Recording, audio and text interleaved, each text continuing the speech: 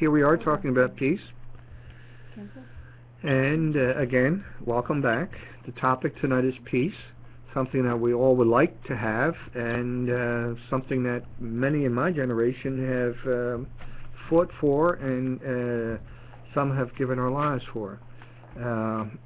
We like to think of peace starting from within, and I think you can see this in the activities involving New Age spiritual growth over the past 20, 30 years. Starting with the 60s and then rebirth in the 80s, what people were seeking was an internal peace. They turned to meditation, yoga, they turned to crystal healing, Reiki healing. The failing is for anyone who is seeking peace only for themselves. Why do I call that a failing? The way towards peace is through unity. We can't have peace for ourselves if there is not peace with the other person in the world, the other people in the world.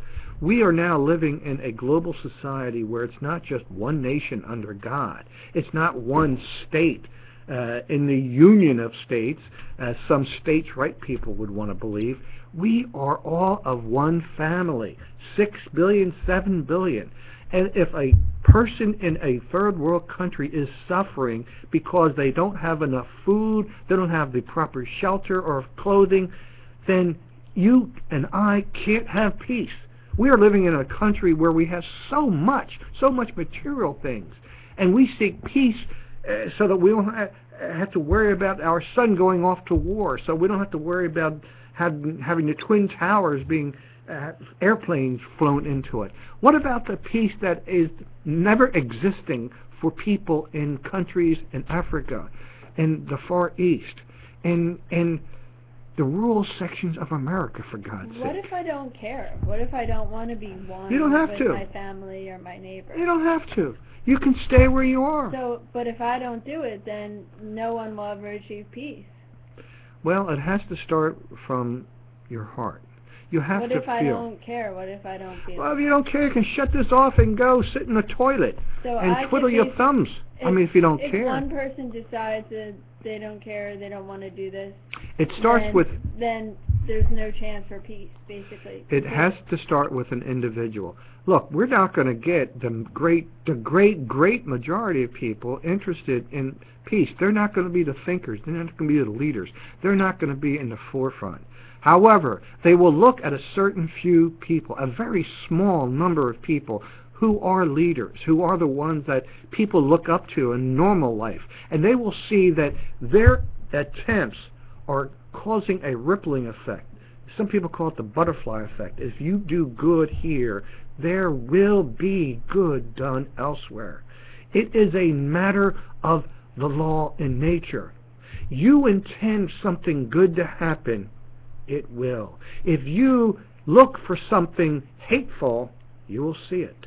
If you get up with the intent of doing nothing but make money at your job, that's all you're going to be seeing is money, or you're going to be worrying about money. And you know it's going to come back and bite you at some point where you start wondering, why did I only care about money? When there was so much that I could have done. I could have raised myself to a higher level of consciousness. I could have looked out for my fellow,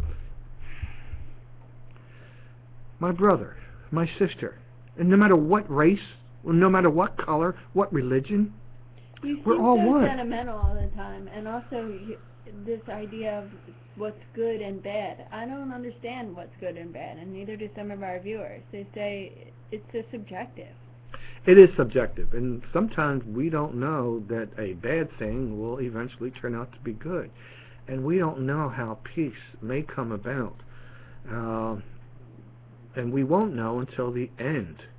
Now, what do I mean by the end? I mean, we have to let an event, we have to let some incident flourish. Of course, if it's detrimental to our health or safety, you must take action. But sometimes you just have to let whatever fruit is ripen. You can't just pick it off the vine right away. You must see what the end result is.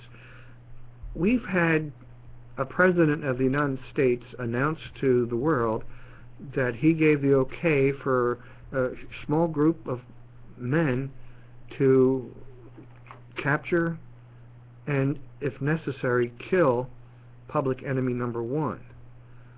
I met with a group of Buddhists, and they were appalled at Americans shouting and being full of glee for taking the life of another human being.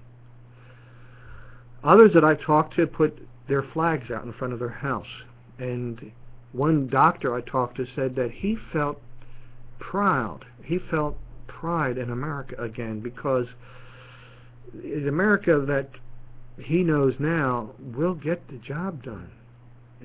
He was also very proud of how the Israelis get things accomplished. And you know, they do it well. We don't always hear the ins and outs. Sometimes we don't want to hear it. But we know mission accomplished when we see it. Now, what good could there possibly be in the actions of a bin Laden? My studies show that there is no one else but the one.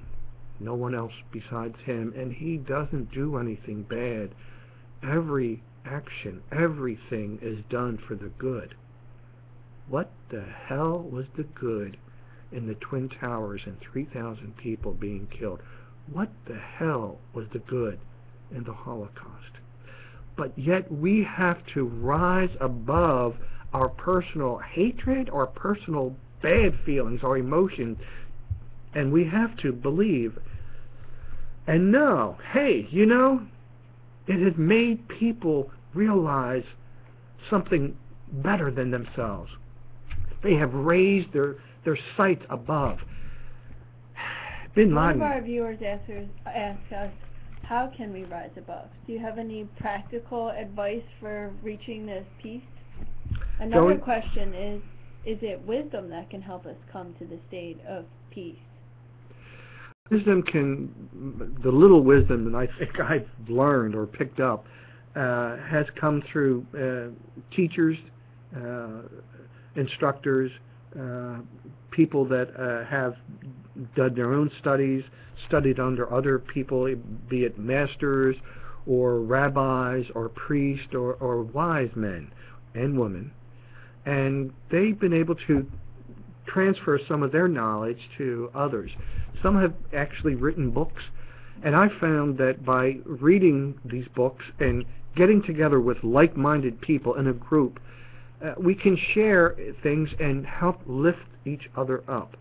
And through the wisdom, we can find out that, wait a minute, before making a snap judgment on something, something like this has happened before. I mean, we see this in the books that we read. History, be it the Bible or you know, some Dharma from Buddhist teaching. We have seen this before. We need time. We need time to let it sink in before we call someone such ugly names. We need to let people know that there is hope in the world, and that hope is whatever name you want to call it: the source, the higher being, the higher self, God, creator, or maybe the nothing for anyone who might be an atheist, the power of the nothing. How does your understanding of peace fit in with traditional religions' understandings of peace? Well, let me just share with you what Karen had provided earlier. Jews and Christians believe that true peace comes from a personal relationship with God, with Jesus Christ, who's also called the Prince of Peace. In the book of Isaiah, according to Christian interpretation, it was stated, "Peace I leave with you, and my peace I give you. I do not give to you as the world gives. Do not let your hearts be troubled, and do not be afraid." And that's John 14:27. I'm not sure what that 14:27 means, but anyone who's of Christian faith, maybe you understand that. Now, Buddhists believe. Okay, verse okay. Buddhists believe that peace can be attained only when suffering ends. I disagree partially. There's four. What do they call them? Four noble truths. There is suffering. There's a cause of suffering. There is a way to alleviate suffering, and there's a path that you can follow to see, identify, and help alleviate some of the suffering. It ties in nicely with the other studies that I've been doing. And how do you avoid suffering? Well, you stop doing things just for yourself.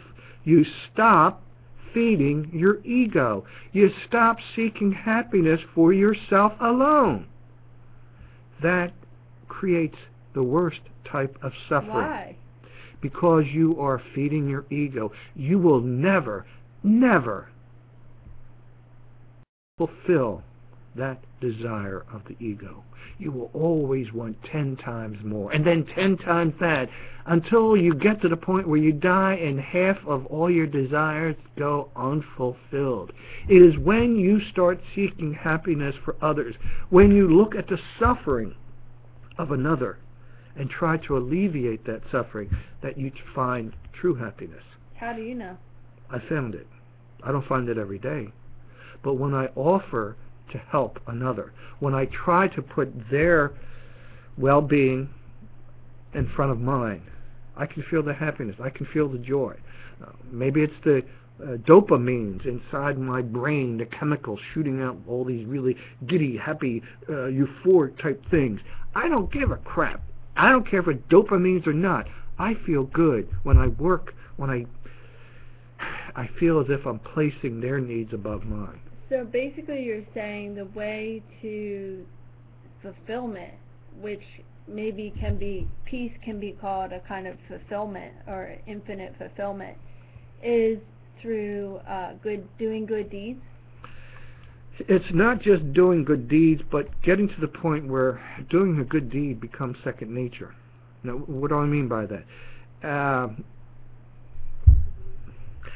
I was reading somewhere that some people learn that they can become spiritual and they can get a reward by being spiritual and doing good deeds. And my God, I'm developing all this merit, and I'm reserving my space up in heaven. Someday, maybe when I get through purgatory. Well, we don't believe in purgatory anymore. No, it's limbo. I forget what the Catholics believe in. But someday we're going to get to heaven if we do good. That's not the way that my studies have told me to live my life. We don't seek the reward. We do it because it's the right thing to do for another. Is it the right thing to do, or is it because it feels good? It will get to the point where it will always feel good because you'll be doing it in second nature. You are becoming the instrument of that force above us. Call it God, call it the source, call it love, call it whatever you want, creator. You become the instrument. You kind of disappear. Your ego gets out of the way, and the spirit that is all good, and it's the good that does good, works through you. Well, aren't you just thinking that you're a good person? Isn't that feeding your ego? I'm a sinner. I am no damn good. And I have to see myself that every single day, because you know something? No one is perfect. I'm not. Even the people that I come in contact with in my group.